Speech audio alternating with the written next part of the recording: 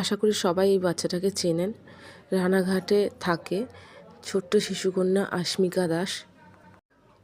Spinal muscular atrophy নামে একটি বিরল রোগে ও আক্রান্ত এবং এই রোগটিকে সুস্থ করে তুলতে ওর দরকার 16 কোটি টাকার একটা ইঞ্জেকশন, যেটা কখনোই একটা মধ্যবিত্ত ফ্যামিলি কেন বড় বড় ফ্যামিলিও হিমশিম খেয়ে যাবে।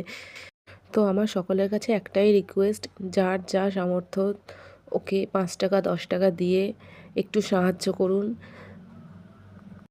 আমরাই পারি ওর পাশে থেকে ওকে ফিরিয়ে আনতে। আমরা সবাই মিলে যদি অল্প অল্প করে কিছু দেই, 16 কোটি টাকা কিন্তু ওঠা কোনো ব্যাপার না, উঠেও যাবে, ও সুস্থ হয়ে আসবে। আর বেশ কিছু টাকা উঠেও গেছে এতদিনে। একটা লিঙ্ক আমি দিয়ে দেবো, সেই লিঙ্কে গিয়ে ক্লিক করলেই আপনারা দেখতে পারবেন কত টাকা প্রয়োজন এবং কত উঠেছে, আর সেখানেই আপনারা ডোনেটও করতে পারবেন কিছু।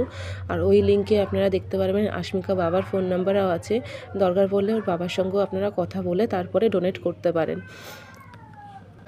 আশা রাখবো আপনারা পাশে থাকবেন, সাহায্য করবেন। আর একটা কথা, অনেক ফেক নিউজ ছড়াচ্ছে যে আস্মিকাকে বড় বড় অনেক শিল্পীরা সাহায্য করে দিয়েছে। না, দেয়নি, কিন্তু দেবে বলেছে।